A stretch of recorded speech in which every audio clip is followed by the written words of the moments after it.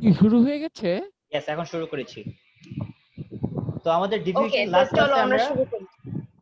কি পড়ছিলাম যে ডিফিউশন কি জিনিস? Diffusion of the move is the movement of particles down the concentration gradient. এটা ডিপেন্ড করবে কিসের উপর? তাহলে ফার্স্ট থিং ফার্স্ট, এটা ডিপেন্ড করবে আমার কনসেন্ট্রেশন গ্রেডিয়েন্টের উপর। The bigger the concentration gradient, the ফাস্টার the rate of diffusion. তো মনে করো এই সাইডে যদি তোমার অনেকগুলো পার্টিকলস থাকে, সলিড পার্টিকলস, হ্যাঁ, এখানে মনে করো 8টা আর এখানে মাত্র একটা, তাহলে rate of diffusion is going to be very fast. কিন্তু মনে করো ডিফারেন্সটা খুব ইনসিগনিফিকেন্ট, তখন the rate of diffusion is not going to be that fast, right? Is this clear? Yes sir. তাহলে ফার্স্ট জিনিস হচ্ছে গিয়ে the rate of diffusion is controlled by the concentration gradient. Secondly, it is going to depend on temperature. Temperature বাড়লে diffusion বাড়বে না, temperature কমলে diffusion বাড়বে?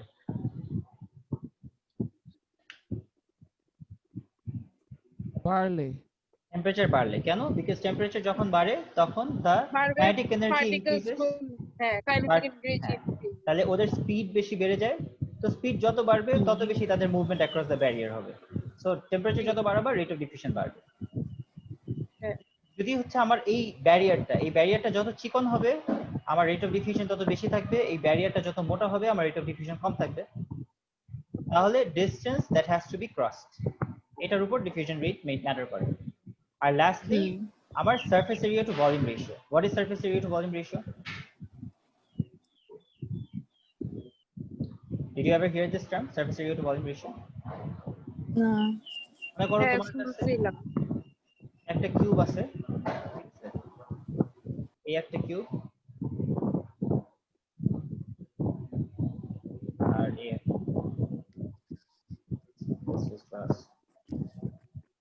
এটা একটা বড় কিউব, এর মধ্যে প্রত্যেকটা সাইড হচ্ছে 2 centimetre.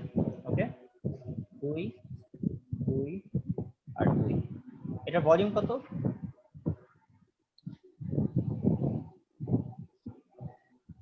Volume is length into breadth into height, right? Length into breadth into height, right?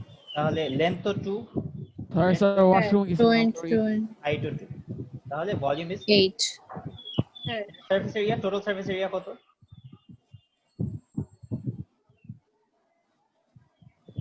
একটা সাইডের একটা ফেসের যেইটুকু সারফেস এরিয়া অন্য ফেস করো সেটুকুই সারফেস এরিয়া। এটার ফেস আছে কয়টা? How many faces does it have?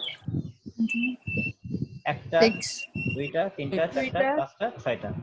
উপর নিচ ডান বাম সামনে পিছনে 6টা সারফেস। সামনে পিছনে। right? এক একটা সারফেসের এরিয়া হচ্ছে 2 into 2, হ্যাঁ, তাহলে 6 into 2 into 2, রাইট?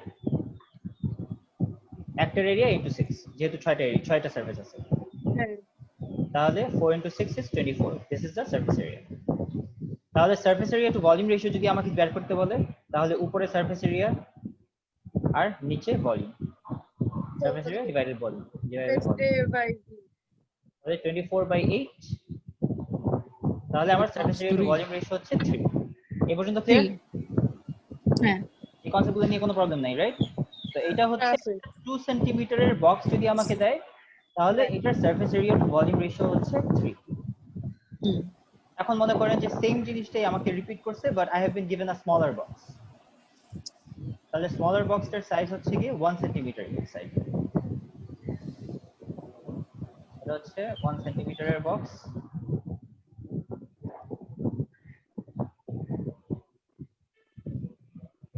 তাহলে এটার সারফেস এরিয়া টু ভলিউম রেশিওটা একটু বের করেন।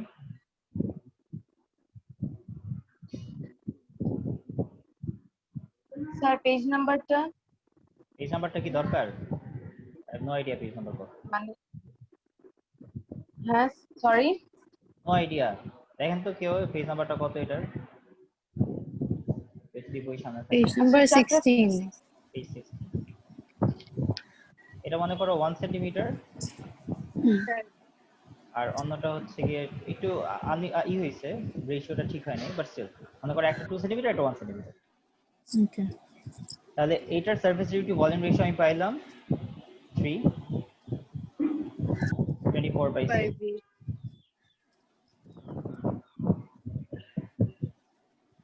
আর এটার সারফেস এরিয়া টু ভলিউম রেশিওটা কত? সারফেস এরিয়া কত এটার? সারফেস এরিয়াটা হচ্ছে 6। 6 আর ভলিউম কত? Volume হচ্ছে 1, Very One. good. তাহলে এটার surface area to volume ratio equals to 6। 1 6. হ্যাঁ 6 right. তাহলে ছোটটার surface area to volume ratio বেশি, বড়টার surface area to volume ratio কম। ভীষণ কম। তাহলে diffusion increases as surface area to volume ratio increases. তাহলে ছোট ছোট কিউবের surface area to volume ratio বেশি, তার মানে ছোট হ্যাঁ। কিউবটার ডিফিউশন রেট বেশি, বড় কিউবটার ডিফিউশন রেট কম। Okay, if I go even smaller, মনে করো যে I am making a box যেটা হচ্ছে কি 0.5, তাহলে ওইটার surface area to volume ratio কত হবে দেখেন তো। এক একটা সাইজ 0.5, তাহলে ওর সারফেস এরিয়া কত? Surface area 3.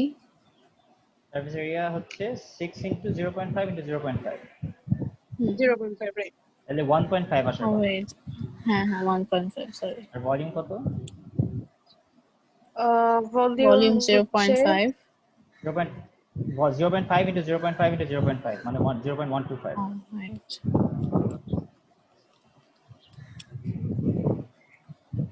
তাহলে এটার অ্যান্সার আসার কথা 12।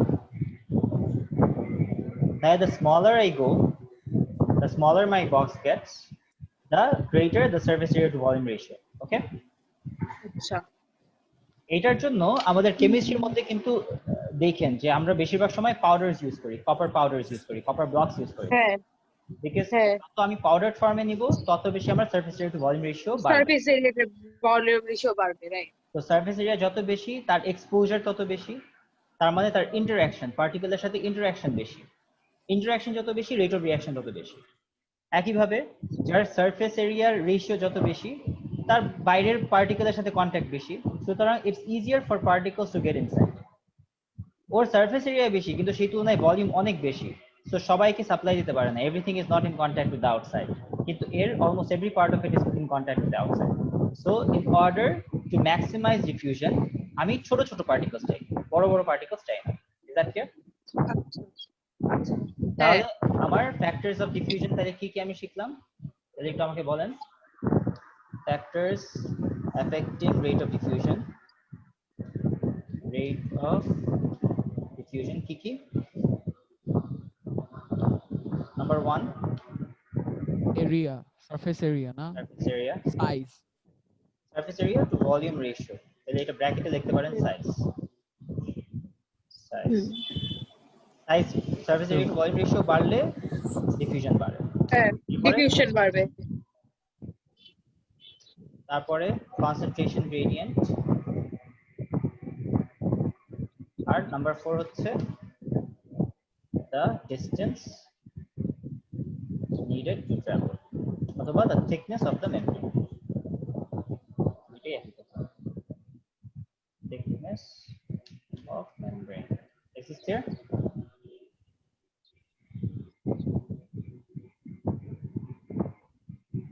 Sir, if surface area and volume ratio increases, diffusion also increases. Yes, The rate. yes. তাহলে আমি একটু এখানে directly proportional, temperature directly proportional, concentration gradient directly proportional, আর distance হচ্ছে inversely proportional.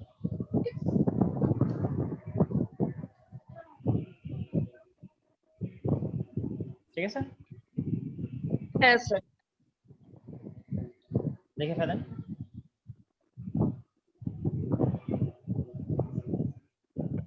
আচ্ছা স্যার লিখতে না ইচ্ছা করলে you can write it later on as well, কিন্তু আমি বিশ্বাস করি না যে না আপনারা স্যার পরে এখন আর লিখবেন। লেখাটাই ভালো। হ্যাঁ।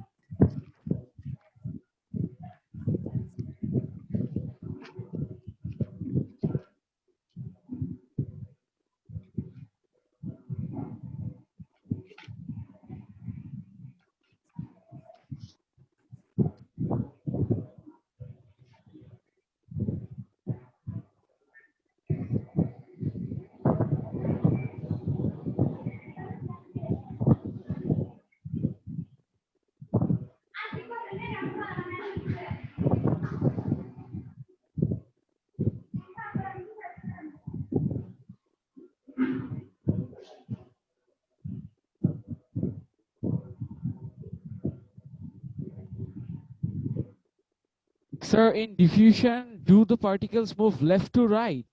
Like the diagram you have shown earlier. Higher Left to concentration, right or right to left left? to right বলতে কি আছে? Higher concentration to lower concentration. তো যেটার মধ্যে হ্যাঁ solute স্যার বেশি, এটা সেখান লেখা থেকে- শেষ। যেটার মধ্যে solute কম সেটা। এখানে লেফট রাইট ম্যাটার করে না, যেখানে সলিউট বেশি সেখান থেকে যেখানে No, solute I was asking যে diagramটা করছিলে এটার মধ্যে because I এটার have মধ্যে drawn তো the left to diagram right তো। যাচ্ছিল, লেফট টু রাইট, লেফট সাইডে বেশি সলিড ছিল, রাইট সাইডে done. কম সলিড ছিল। ওকে, ক্লিয়ার করলাম মানে এটা, হ্যাঁ? কনসেন্ট্রেশনটা না, মানে clear করেন না। I'm not done. আচ্ছা। স্যার আমি স্ক্রিনশট নিয়ে রাখছি। আচ্ছা গুড, স্ক্রিনশট স্যার তাহলে তো পুরো জিনিসটা depends on the concentration, right? Yes, আমারও শেষ হয় নাই। স্ক্রিনশটটা একটু পাঠিয়ে দিন গ্রুপে, তাহলেই হবে। হ্যাঁ আচ্ছা, তো এখানে একটা এক্সপেরিমেন্ট করছে, এক্সপেরিমেন্টটা is basically what we did, হ্যাঁ? এখানে কয়েকটা পার্পল কালারের আছে, দেখেন পার্পল কালারের ব্লকস আছে। এই পার্পল ব্লকগুলা, এগুলার ভিতরে পটাশিয়াম পারম্যাঙ্গানেট আছে। Potassium permanganate is normally purple. ওইটা যদি Purple. হাইড্রোক্লোরিক অ্যাসিডের প্রেজেন্সে দেওয়া হয় তখন potassium permanganate turns from purple to colourless, ঠিক আছে? তাহলে এখানে কি হবে, হাইড্রোক্লোরিক অ্যাসিডটা বাইরে, বাইরে হাইড্রোক্লোরিক অ্যাসিডের কনসেন্ট্রেশন বেশি, সলিডের ভিতরে হাইড্রোক্লোরিক অ্যাসিডের কনসেন্ট্রেশন কম। এই জন্য হাইড্রোক্লোরিক অ্যাসিডটা ভিতরে ঢুকবে। Okay, hydrochloric acid will enter from the outside to the inside. Okay, তো যত বেশি ঢুকতে থাকবে, না স্যার বুঝি নাই। আমি একটু এখানে কয়টা ব্লক দেখছেন? Do you see the হ্যাঁ। block? তো এই ব্লকগুলো হচ্ছে গিয়ে পটাশিয়াম পারম্যাঙ্গানেট দেওয়া হয়েছে দেখে এই ব্লকগুলো সব পার্পল কালারের। ওকে, আচ্ছা ঠিক আছে? তো এই পটাশিয়াম পারম্যাঙ্গানেট ব্লকগুলোর ভিতর হাইড্রোক্লোরিক অ্যাসিড বাইরে আছে, হাইড্রোক্লোরিক অ্যাসিডটা ভিতরে ঢুকবে। বাইরের হাইড্রোক্লোরিক আচ্ছা। অ্যাসিড কনসেন্ট্রেশন বেশি, ব্লকের ভিতরের হাইড্রোক্লোরিক অ্যাসিড কনসেন্ট্রেশন কম। এজন্য hydrochloric acid will enter the block down the concentration gradient. Alright? আচ্ছা So as the hydrochloric acid enters the block will become colorless. Alright? যত বেশি ব্লকের ভিতর ঢুকবে তত কালারলেস হতে থাকবে। আচ্ছা আচ্ছা তো আমরা রেট অফ ডিফিউশনটা চেক করতে চাই। তো হ্যাঁ। রেট অফ ডিফিউশনটা কিভাবে দেখব? By checking how much time it takes for the entire block to turn colorless. এটা যদি আমি বের করতে কালারলেস, রাইট? তাহলে আমার রেট অফ ডিফিউশনটা বের হয়ে যাবে। তো আমি টাইম টেকেনটা বের করব। তো আমার ইনভেস্টিগেশনের শেষে আমি দেখব ছোট ব্লকটা সবার আগে কালারলেস হয়েছে, মিডল ব্লকটা সেকেন্ডে কালারলেস হয়েছে, আর বড় ব্লকটা সবার লাস্টে কালারলেস হয়েছে। তার মানে সবচেয়ে বেশি ডিফিউশন হয়েছে ছোট ব্লকটা। তার মানে surface area to volume ratio যত বাড়ে ডিফিউশন রেট তত বাড়ে। যত কমে। Surface area to volume ratio যত বাড়ে ডিফিউশন রেট তত বাড়ে। Okay, is that clear? এটা হচ্ছে এক্সপেরিমেন্টের উদ্দেশ্য। তো এখানে কোশ্চেন করছে which cube would be the first to turn colorless and which the last? তাহলে আমার অ্যানসার হবে the smallest cube will turn Smaller cube. colorless first and the largest cube will turn colorless last. Reasoning? Right. Because the smallest cube has the largest surface area to volume ratio, so it has more contact with the outside, so more diffusion takes place. এটা হচ্ছে আমার reasoning. Okay? If the three cubes represent cells of different sizes, which cell would have the most difficulty in obtaining substances by diffusion? The largest cell would have the most difficulty. Largest. Obviously, the rate of diffusion টা সবচেয়ে কম। It may be possible for you to try this experiment using similar effects. So এটা important না? এখানে আমরা যে substance sir. Use করতেছি ব্লকের জন্য, হ্যাঁ স্যার বলেন। আমাদেরকে স্কুল থেকে নোটিশ দিছে কি 20 তারিখে মিটিং বসবে প্রিন্সিপাল কিসের? স্যার আর আমাদের। আপনাদের হ্যাঁ, হ্যাঁ ও লেভেলের স্টুডেন্টদের। কিসের this জন্য? is খবর? because কই? ইয়ার Teachers- 2 যে হোয়াটসঅ্যাপে দেয় টিচার্সদেরকে Yeah, নিয়ে তোমাদের ক্লাস করতে প্রবলেম হচ্ছে নাকি? ও, তো আচ্ছা sir honestly I don't have any problem with লাঞ্ছনা স্যার, বাট আমি হ্যাঁ। আপনার সাথে ক্লাস করতে চাই ফিজিক্স এন্ড কেমিস্ট্রি। এখন কেমনে বুঝাই বলবো তাকে এটা? হ্যাঁ আপনারা কেমনে বই বুঝাই দেন। বলবো এটা? আপনারা আপনাদের মতন বই দেন। I don't want you to create any controversy. এটা হচ্ছে আমার ইম্পর্টেন্ট কথা, ঠিক You আছে? mean tomorrow? You can হ্যাঁ tomorrow Thursday। হ্যাঁ, কালকে you can say whatever you want. You can say যে রিদওয়ান স্যারের সাথে আমাদের ক্লাস করতে কমফোর্টেবল ফিল হয়, লাঞ্ছনা স্যারের সাথে ক্লাস করতে আমাদের কোনো আপত্তি নাই, he is good as well. এই বলে আপনারা রেসপেক্টফুলি বলবেন, যা বলার রেসপেক্টফুলি বলবেন, যেটা চান সেটা রেসপেক্টফুলি বলবেন, আচ্ছা কোন রকমের আমি ভ্যালু রেদওয়ানের সাথে আমরা প্রথমে ফার্স্ট ট্রায়াল ক্লাস করতেছি না, এটা আবার বেশি হয়ে যায়। না। ওনার সাথে তো বায়োলজি করতেছি, তো ভাই, আমরা তো হ্যাঁ, ট্রায়াল ঠিক বললেন আছে, না, কথা ট্রায়াল কথা। বললে আবার আমাকে ছোট করা হয়। ট্রায়াল বললেন না, জাস্ট বললেন যে whatever you feel like, যে রিদওয়ান স্যারের সাথে যেহেতু কথা বলতে আমাদের কাছাকাছি বয়স, তো এর জন্য স্যারের সাথে বলবো কথা যে বলা। আমরা আপনার সাথে একদিন ক্লাস কাছাকাছি করছিলাম বয়স স্কুলে। না।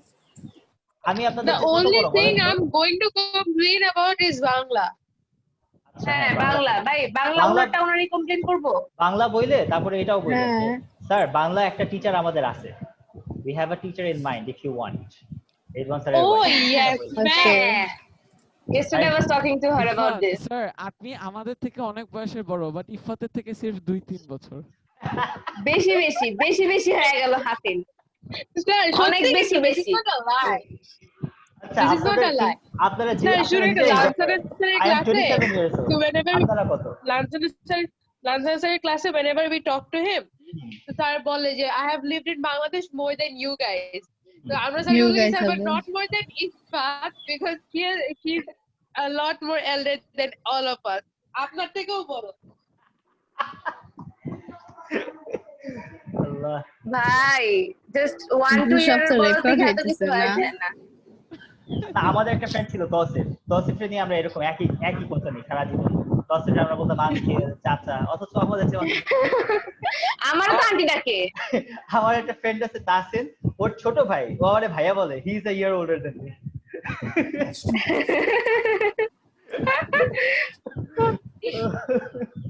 এটা Right. Respect, We all but we ইফাতের all জন্য have that one রেসপেক্ট না, person ও in the আসলেই friend আন্টি। group. হ্যাঁ, তো we all রেসপেক্ট have করতে that হলে one আন্টি। person, ওই যে সবার থেকে বড় but এক সবার থেকে ছোট। আচ্ছা, যাই হোক, আগে তো পেললেস বিসর্গ। Aren't you guys going to talk about ICT? হ্যাঁ বলবো তো, সব আচ্ছা, বলবো। হঠাৎ এই তো রেদওয়ান স্যার বড় বাইরে নিয়ে নেন, পুরো ফ্যামিলি রেদওয়ান স্যার আপনাদের পুরো ভীষণ বড় ভাই না তো ছোট আমার ভাই। ছোট ভাই, আমার ছোট ভাই, আমার বড় ভাই না, আমার ছোট ভাই। ও আচ্ছা, ছোট আর ভাই তো দেখছেন, আপনি উত্তর আপনার দেওয়ার আগে ছোট ভাই ইফাত আপনার উত্তর বড় দিয়ে ভাই দিতে। বলে দিলাম। আরে আমি ভালো জানি মতোই এই কারণে। হ্যাঁ, আপনি বলার আগে ইফাত উত্তর দিয়ে দিতে। ইফাত জানে, স্যার, বুঝেন ইফাত তো আমার shocking।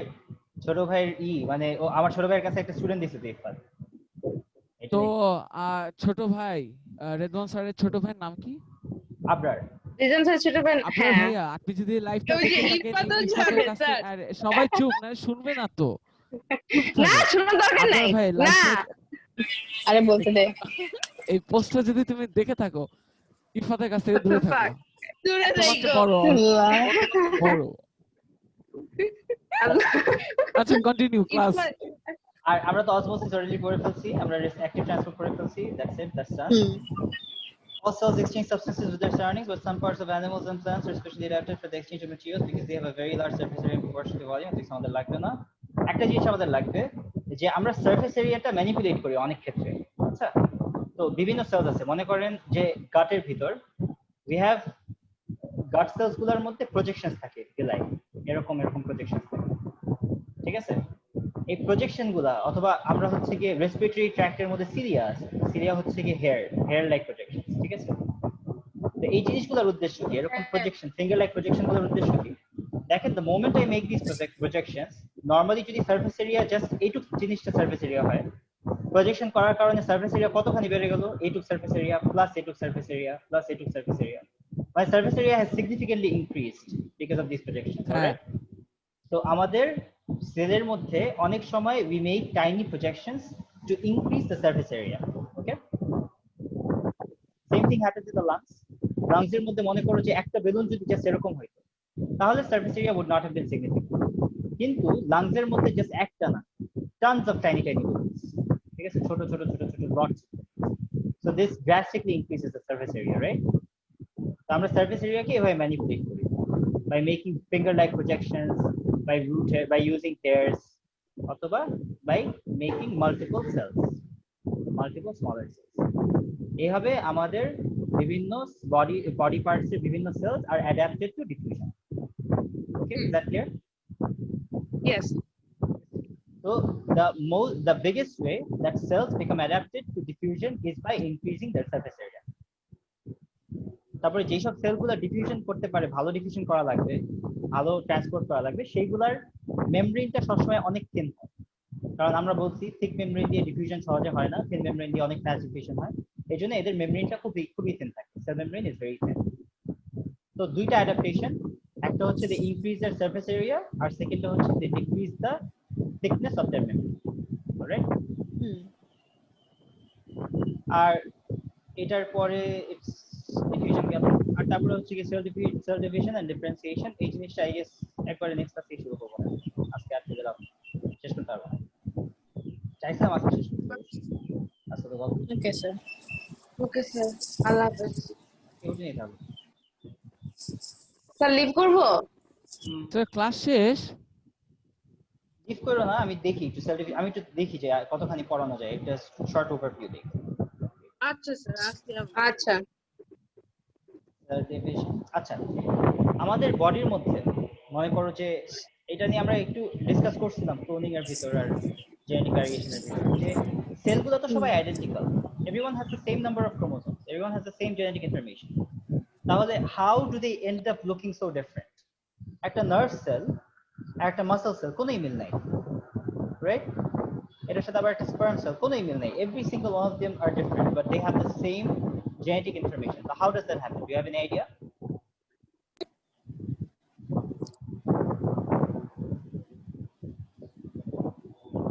Hello? আসলে তো স্যার হ্যাঁ স্যার শুনতেছি। হ্যাঁ তো আমাদের ডিএনএ দেখছিলাম না আমরা, ডিএনএটা? সো ডিএনএটা একটা ডাবল হেলিক্স। হ্যালো হ্যালো, শুনতে পারেন না স্যার? হ্যাঁ শুনতেছি তো। আমি শুনতে পারি, আপনারা শুনতে না পারলে ভিডিওতে দেখে নিন। হ্যাঁ আমি শুনতে পাচ্ছি। তো এটা একটা ডাবল হেলিক্স।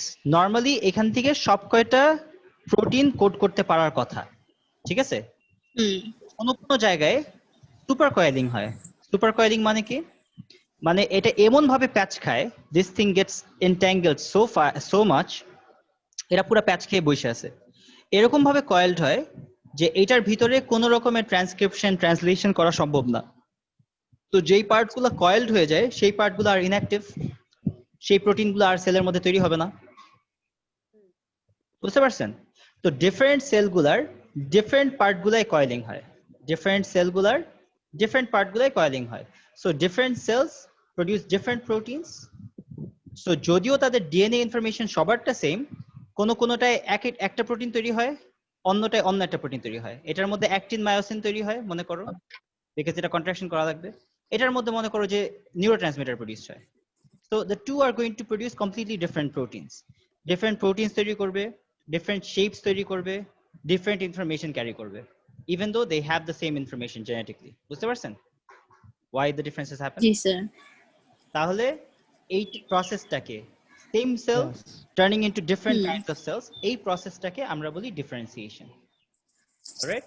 আচ্ছা Yes. হ্যাঁ এই differentiation হওয়ার কারণে ও আচ্ছা organism জিনিস গুলা এত রকমের অর্গানস তৈরি করতে পারে, ঠিক আছে? এই ডিফারেন্সিয়েশনটা কবে থেকে হয়? এটা একটা বাচ্চা যখন বড় হইতে থাকে মায়ের পেটের ভিতরেই তার ডিফারেন্সিয়েশন গুলো শুরু হয়। এট দ্য স্টার্ট সব কয়টা সেল আইডেন্টিক্যাল, এই Right. আইডেন্টিক্যাল সেলগুলাই বিভিন্ন জায়গায় বিভিন্ন রকমের ডিফারেন্সিয়েশনের পায়, স্টিমুলাস পায়, সে বিভিন্ন রকমের সেলগুলো ট্রান্সফার্ড হয়ে যায়, ট্রান্সফর্ম হয়ে যায়, ঠিক আছে? It's a huge study in itself. এটা আমাদের এত হিউজ স্টাডিতে আমাদের যাওয়া লাগবে না, কিন্তু এটা বুঝতে হবে যে এই ডিফারেন্সিয়েশনের স্টাডিটা করেই we are trying to come up with organ formation, organ বানানোর চেষ্টা করা হচ্ছে, বিভিন্ন স্টেম সেল রিসার্চ করা হচ্ছে। So this is what we are doing basically, এই ডিফারেন্সিয়েশনটার উপর স্টাডি করতেছি, ঠিক আছে? নেক্সট ক্লাসে এটা পুরোপুরি কভার করব ইনশাআল্লাহ। It's an interesting topic. আজকে Okay, sir. Okay, sir. Sir আল্লাহ হাফেজ, Allah Hafiz, আসসালামু আলাইকুম। sir. ওকে স্যার আল্লাহ হাফেজ থ্যাংক স্যার ইউ। আসসালামু আলাইকুম। আসসালামু আলাইকুম ওয়ালাইকুম স্যার আসসালাম।